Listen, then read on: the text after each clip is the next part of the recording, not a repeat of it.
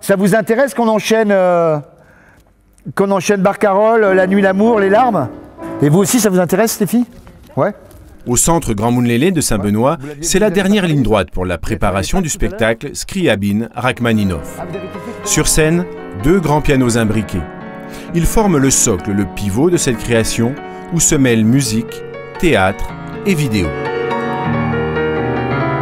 Le projet était initialement impulsé par 2 pianistes, Juliette, Maïté. Elles ont sollicité Lolita qui en tant qu'auteur s'investit. Parce qu'elles avaient envie un peu de sortir de la formule concert classique, qu'elles avaient envie aussi qu'on les mette un peu en scène sur un plateau, parce qu'elles aiment le théâtre et qu'elles avaient envie de tenter des choses différentes. Et mon travail a été donc d'organiser cette rencontre polyartistique. Ouais.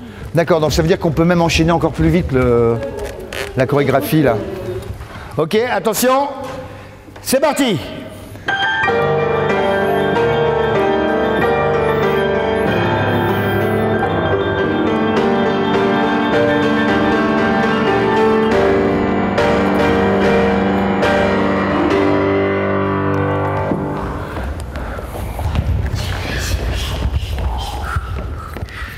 Rachmaninov et Scriabine, tous les 2 russes, contemporains, pianistes et compositeurs. Pour les unir dans ce spectacle, l'auteur, Lolita, a commencé par celui qu'elle connaissait le moins bien, Scriabine, parce qu'il était adepte de ce qu'il appelait le spectacle total. Il avait envie que les spectateurs se mélangent aux acteurs, que les spectateurs touchent, qu'ils sentent des odeurs. Il avait vraiment envie, enfin il était vraiment dans le théâtre déjà. Donc bizarrement je le connaissais pas, mais ça a du coup été super coup de foudre pour Scriabine. Par contre du coup Rachmaninov, il n'a pas écrit, donc c'était assez difficile.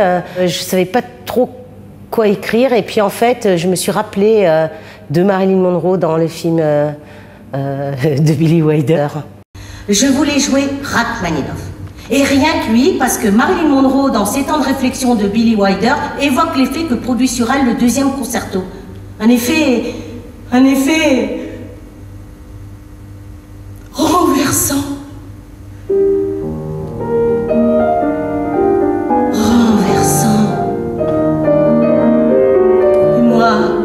J'ai toujours voulu être renversée comme Marilyn Monroe. Quand j'entends le 2e concerto, Pour les 2 professeurs, ça a été une belle opportunité, car réunir sur un même plateau 2 instruments de cette puissance n'est pas si fréquent. 2 pianos, c'est une forme, c'est vraiment une forme imposante, mais c'est une forme vraiment agréable parce que, contrairement aux 4 mains par exemple, où on est un petit peu coincés toutes les 2 sur le même clavier, là chacune peut dire ce qu'il veut, mais il faut jouer dans le son de l'autre, il faut trouver quelque chose, et je crois que nous, on a eu ce plaisir-là et on l'a pas mal trouvé. Il faut que j'écoute tes triolets. Ouais, mais un peu plus lent, hein.